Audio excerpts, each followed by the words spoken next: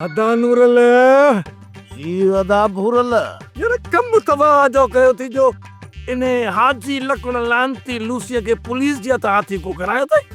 यो न त अदा मूंखे ख़बर पवे ऐं मां माठ करे विया जॾहिं गायनी शमूअ कारे मूंखे फोन करे ॿुधायो ओ त मुंहिंजो इहो लांती लकुड़ बचो त न हो जाओ गुनबत।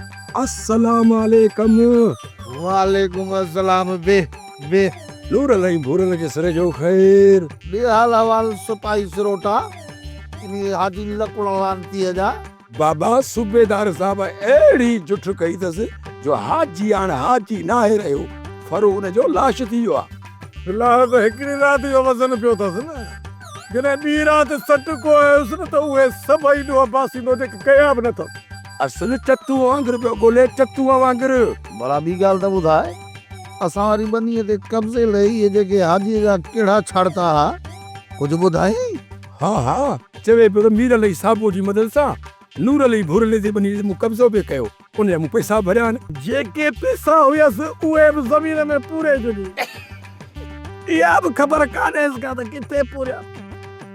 बाक़ी जेको अलाह ताला बचो अथसि न इहो बि पुलिस फरे हुई त वतो पिनंदो सब सरकार जे मेले ते कनास जे पुठियां मुंहिंजूं कुदी चवंदो त अलाह जे नाले ते रुपियो ॾे। हो एड़ा ॾींहं मुंहिंजा मौला तोखो मूं घुरिया, हो एड़ा ॾींहं मुंहिंजा मौला तोखो मूं घुरिया। पापा एॾो ख़ुशि न थी, हाजी लकापती आ, पुलिस वारनि खे 32,000 ॾेई ॼाण पोतो। 32,000? अरे निभागा हुन वटि ज़हर खाइण जे लाइ पैसा कोन त पुलिस खे किथां ॾींदो। हाजी हाणे जेल में पथरियुनि वारी दाल खाईंदो ऐं उन दाल खाइण सां पिते में पथरी थींदसि। पिते में? बाबा तो चए त हाजी खे पितो ई कोन्हे। हा इहा ॻाल्हि त मूंखे विसरी, भला पोइ गुर्दनि में त थींदसि ई थींदसि।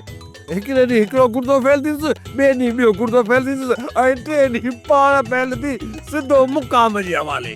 पोइ बाबा कारा? ऐं पोइ इन हाजी लकुड़ जे वाड़े ऐं ॿी सॼी मिल्कियत जा वारस पाण थींदासीं। तूं वञी लाऊं ले जाए बचल बिंदरीअ सां, मां हवा सां पंहिंजे इश्क जा पेच चटकाईंदुसि। माना न सॼो कमु पटान ते हलंदो? हा बटण ते।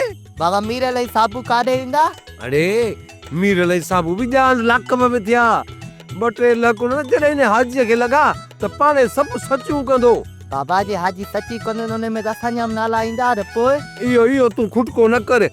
मीर अली साबूअ मूंसां वाइदो कयो आहे त केतिरो बि असांखे मार मोचड़ो थियो तव्हांजा नाला न खणंदासूं। हल बाबा सामान बधू सियाणो आई पुट। हा वाह जो सियाणो आई। चङो हल त सामान सेड़ियूं ऐं हलो हल। सोप सीरियल जहिड़ियूं ज़ालूं तहिड़ा मुड़स तमाम एपिसोड्स ॾिसो HD क्वालिटीअ में। विज़िट करियो असांजो YouTube channel Sindh TV HD drama.